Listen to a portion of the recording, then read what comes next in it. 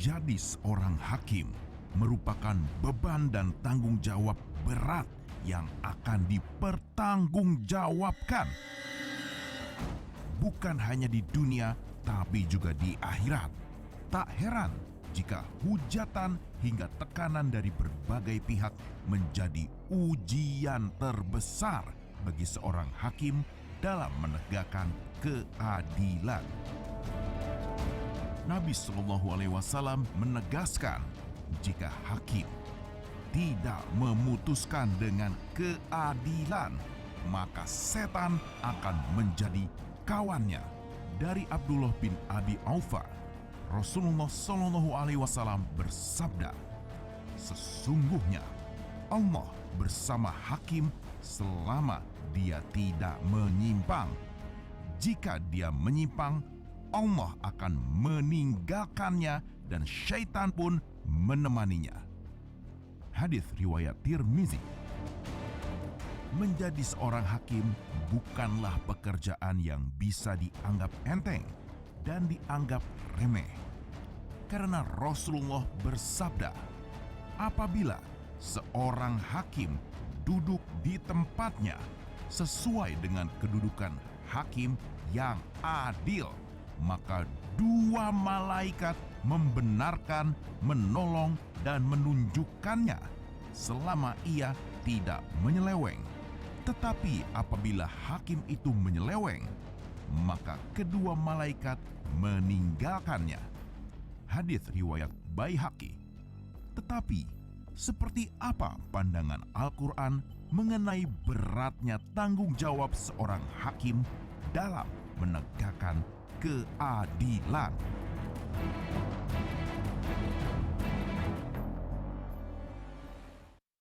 A'udzu billahi minasy syaithanir rajim.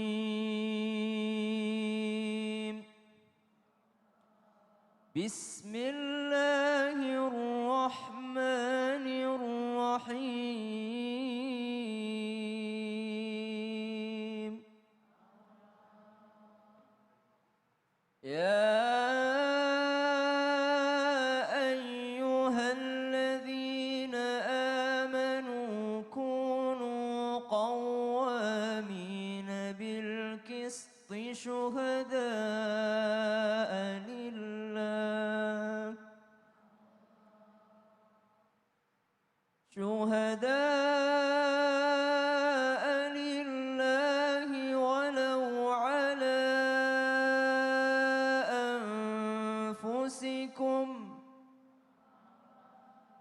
walau ala أنفسكم أو الوالدين والأقربين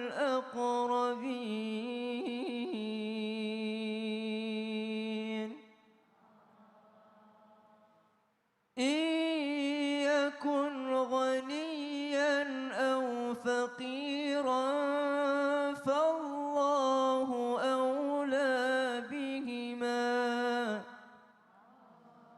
فلا تتبعوا الهوى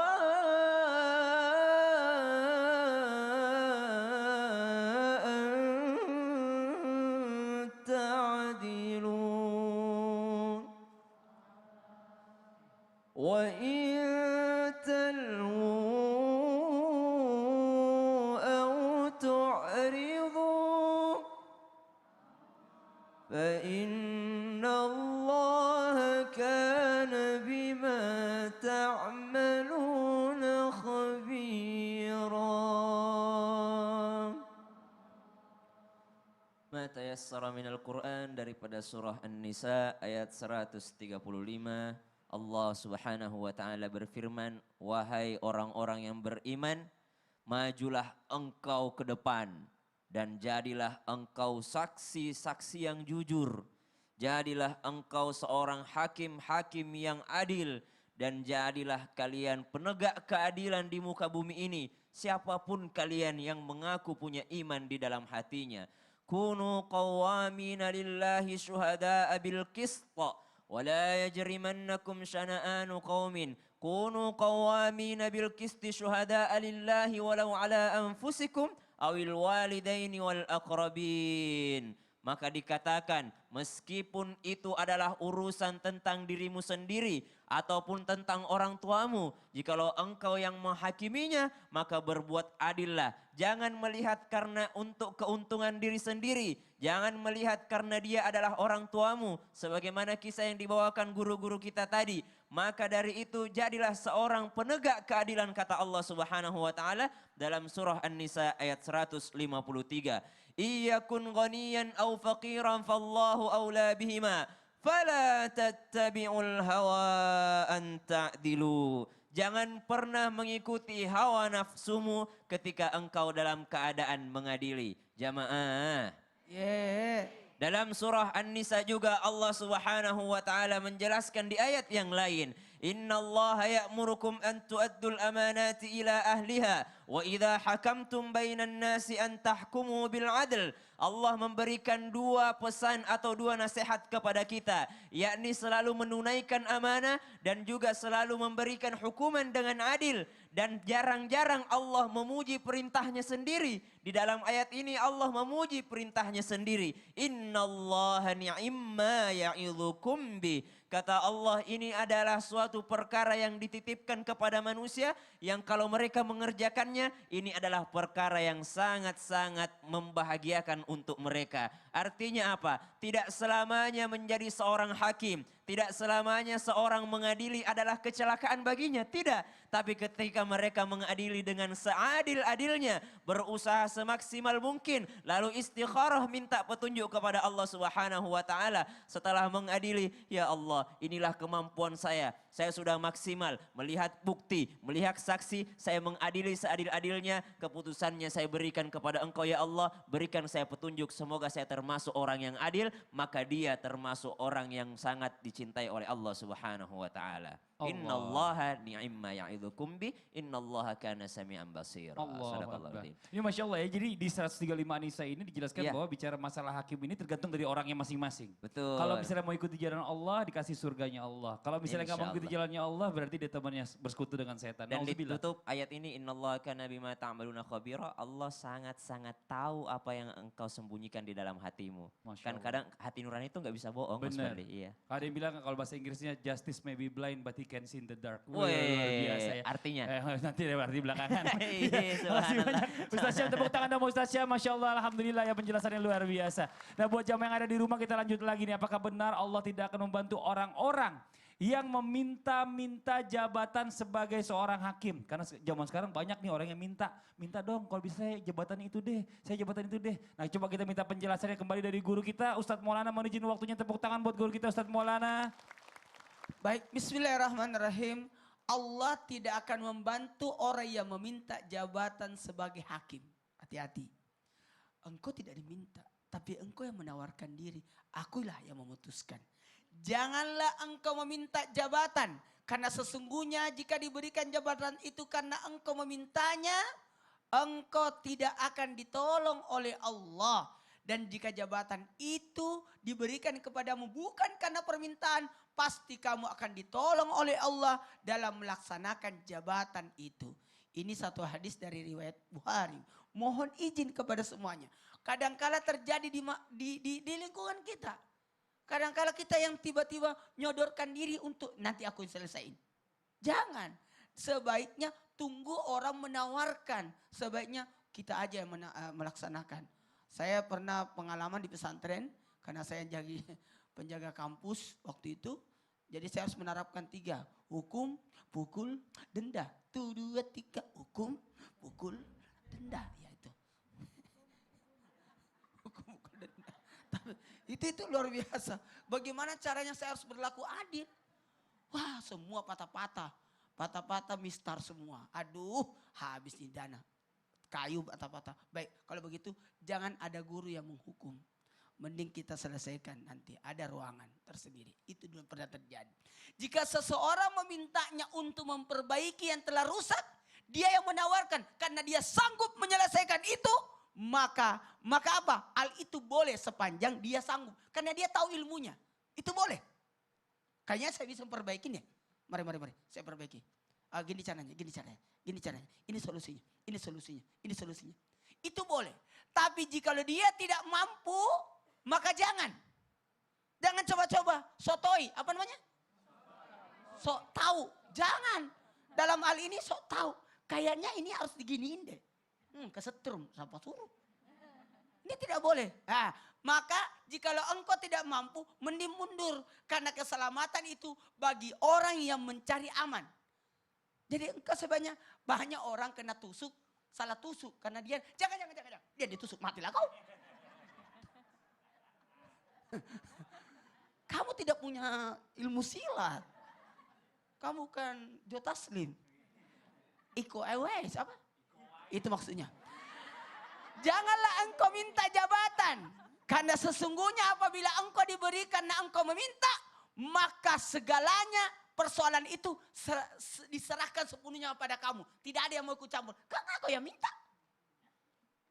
Kalau engkau minta jabatan, lantas jabatan itu diberikan padamu, maka permasalahannya tidak ada yang bantu. Kau sendiri katanya mau. Tapi ketika engkau diminta atau menurut kesepakatan, orang akan buru-buru membantu kamu. Betul tidak? Ibu, kalau ada ibu yang pintar, dia nawarin diri, aku yang pintar bikin kue. Mana? Begini caranya bikin kue. Mundur semua. Tidak ada yang mau ikutan. Siapa suruh. Betul tidak? Tapi kalau ibu ini kan, mohon maaf ya. Kira Ustaz. Catering. Sama yang tidak pakai catering. Coba kalau tidak pakai catering, ibu-ibu datang dari tetangga bawa pisau, bantuin, gini caranya. Tapi kalau pakai catering, semua ibu-ibu, cukup. Enggak ada garamnya terserah. Itu kan persis seperti itu. Benar. Makasih banyak Ustadz udah diingetin, Masya Allah. Jazakallah khair, tepuk tangan dong Ustadz Maulana, Masya Allah. Jamaah, lanjut Bu. Ini Masya Allah nih, kalau tadi kita udah kasih kesempatan sebelah sini. Sekarang saya mau kasih kesempatan yang di belakang. Ada yang mau nanya gak Bu? Silakan angkat tangannya. Ya, ini yang sebelah sini ya Ibu ya. Saya mencoba adil, kalau saya nggak adil yang depan mohon maaf ya sebelumnya ya. Silakan Ibu. Kenapa susah berdiri? Itu faktor tua. Faktor U. Ayo Bu. Assalamualaikum warahmatullahi wabarakatuh. Waalaikumsalam warahmatullahi wabarakatuh. Nama saya Ibu Ela, perwakilan dari Masjid Taklim Al-Hikmah, Tangerang.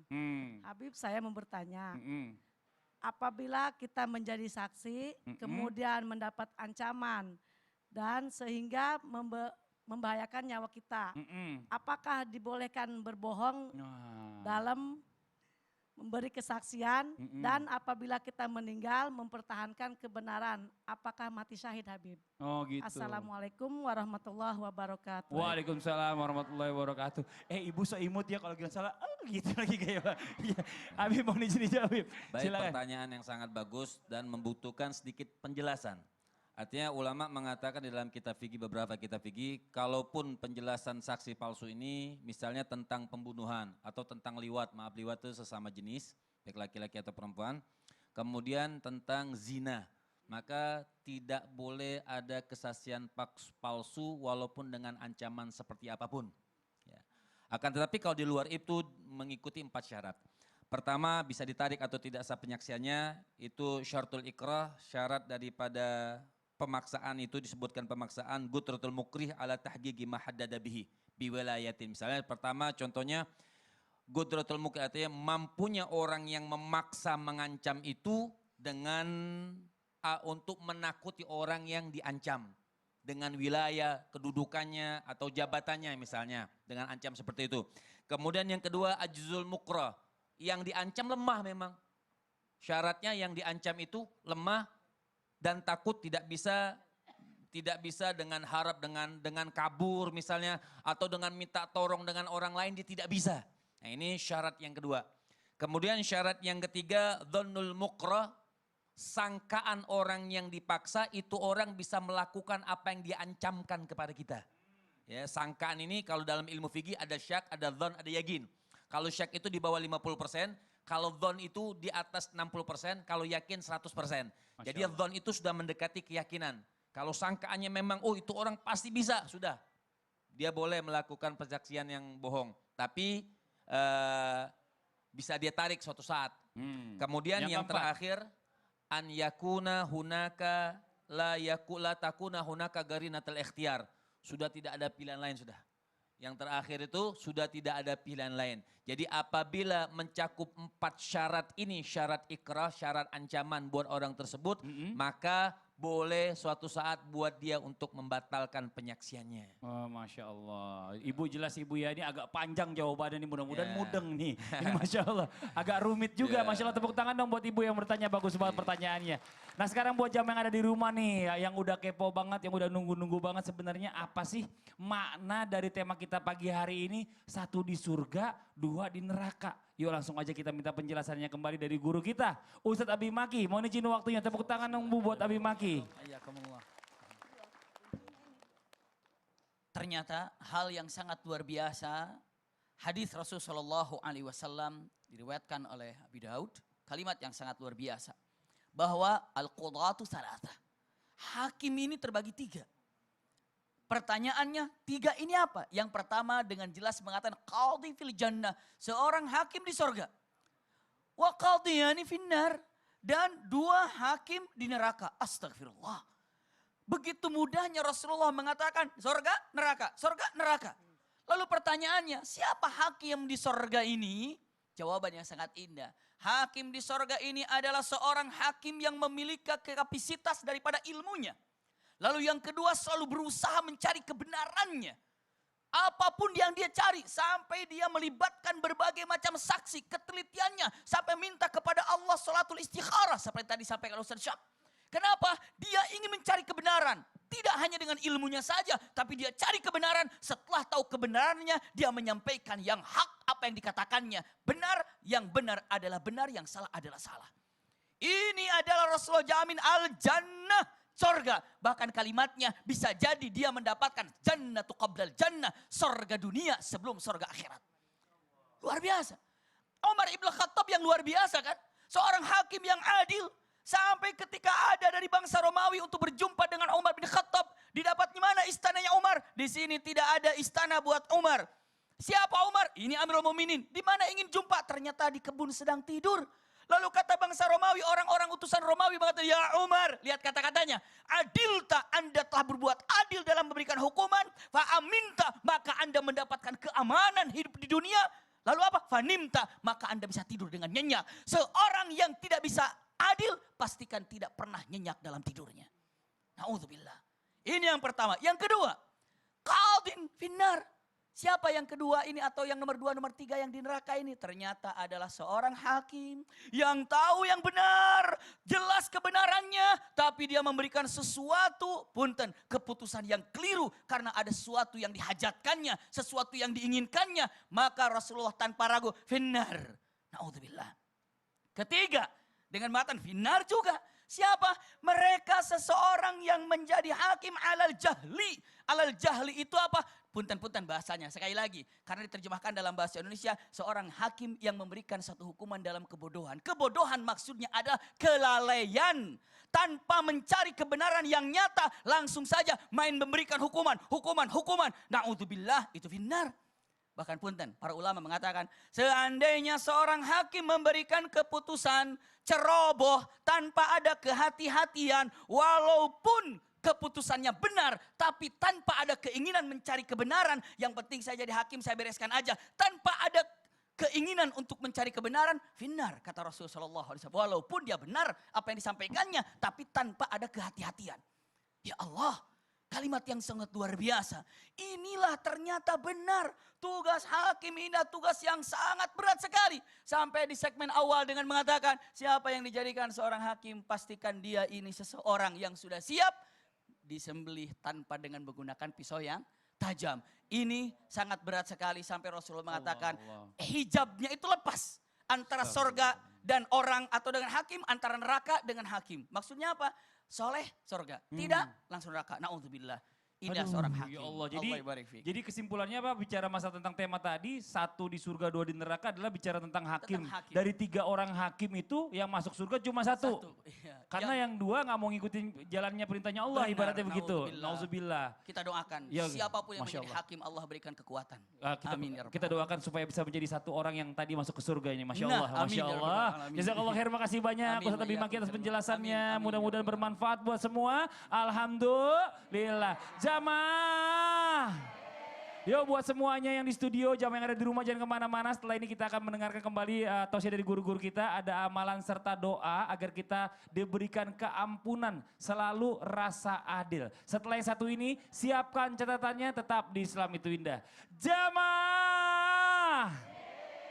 Oh jamaah. Alhamdulillah.